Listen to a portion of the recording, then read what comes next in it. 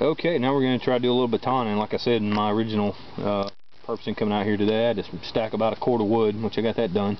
I split it last weekend, and I was busting some of these little thin pieces up for kindling with my little Gerber hatchet here, which is an awesome awesome little hatchet for the money. I mean, a $20 hatchet that you just can't destroy it, and it comes sharp and does a great job, and it's inexpensive and maintenance free nearly, and it's just a good little tool. But that's not what we're here to talk about today. We're gonna try to split some wood. In this particular case, I would expect the this thicker grind bush finger to do slightly better at the wood splitting, but you know, I don't think it's going to make a huge drastic difference. Fiddleback forge, they don't, you can, let me just say that you can break any knife by batoning it through a big old knotty piece of green oak or something, and that's not what we're here to do today. We're not going to destruction test these knives. I mean, I paid good money for these knives. These knives weren't free, and a knife is a tool, and it should hold up to anything that you have any business doing with that knife. And to me, when I go camping or whatever, and I need to split up some kindling, either to boil some water or to start a fire or whatever, my knife ought to be able to do that.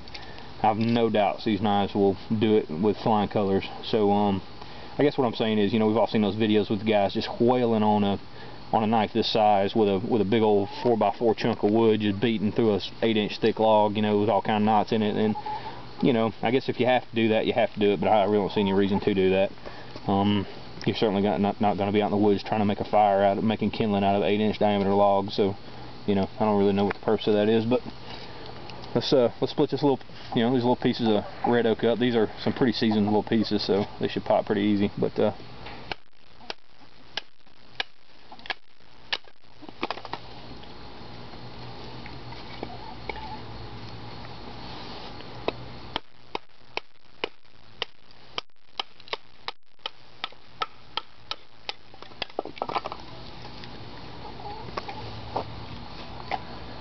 and you can see this thing has just enough length to be able to baton with it, and I guess that's about a 4-inch blade.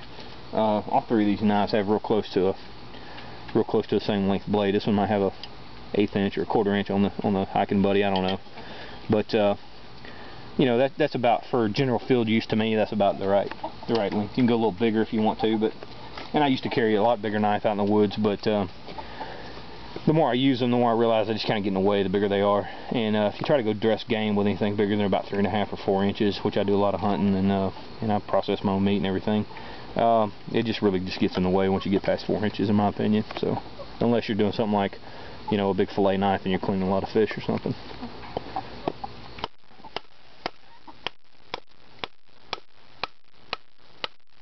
And as you can tell, I got plenty of length here still, for about that size of wood. And it's just, doing like you would expect.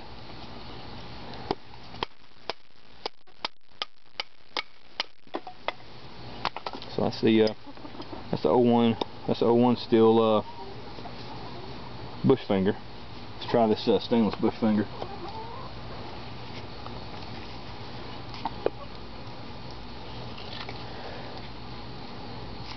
A little bit thicker piece here.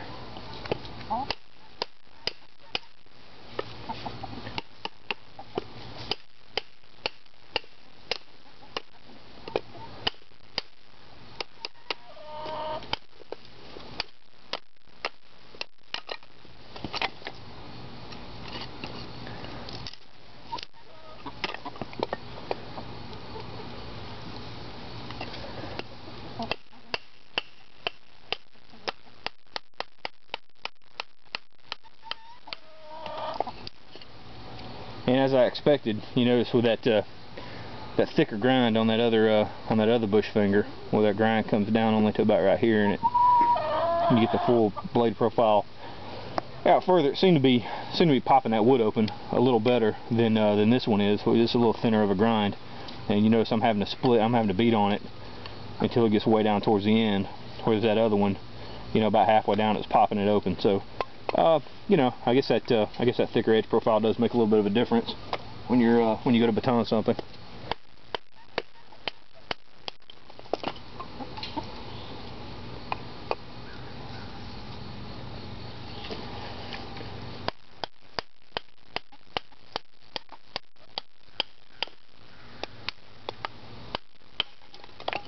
Alright, so that's the stainless bush finger. And you know, I know that's not an extensive batoning test or anything like that. Like I said, we're not really here to destruction test these knives or to compare them against each other so much, just as to take a look at the features and see what I find useful in them. And one thing I love about these bush fingers is the edge geometry as it pertains to the upsweep of the blade. To me, it's just got about the right amount of belly and dropping the point to make a really efficient drill if you need to drill with it. It slices really well. It's not some crazy thick Tanto, you know, tactical thing that you can't slice anything with. It's just a really nice, nicely designed woodscrafting type knife. I like the fact too that you can get way up on the edge of it, like so, where your fingers are just real close to the edge. You know, still completely protected.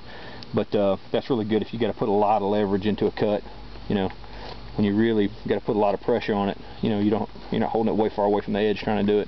Makes it a lot easier to do these high leverage, you know, cuts like this. Where you can really put some weight into it and you know, cut some thick wood. So let's try this hiking buddy, and let's do some batoning with it.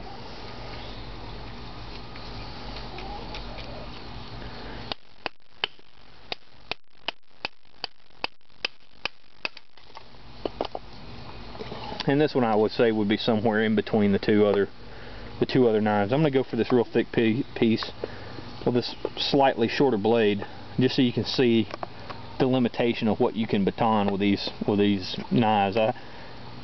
You know, I don't know the exact specs on this. This is about a 1/4 inch shorter than those bush fingers, so we'll see if I can get through this.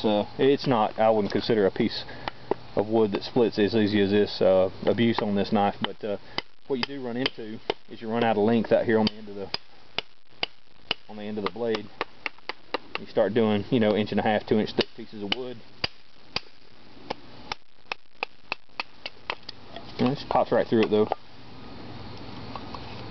You have to be real conscious of where you place your knife to start off with, and don't get it too far this way, you know. Of course, none of these knives is a substitute for a hatchet for this kind of work. But if you're on a backpack camping trip and you're doing 10-12 miles a day in the Appalachian Mountains, out here where we're at, you don't carry a 2 or 3 pound hatchet with you. It's just too much weight.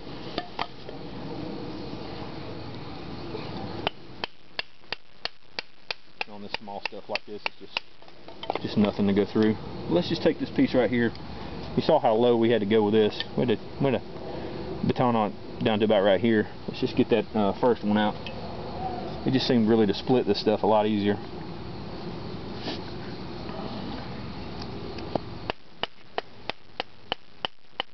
I'm having to go down pretty far with that too.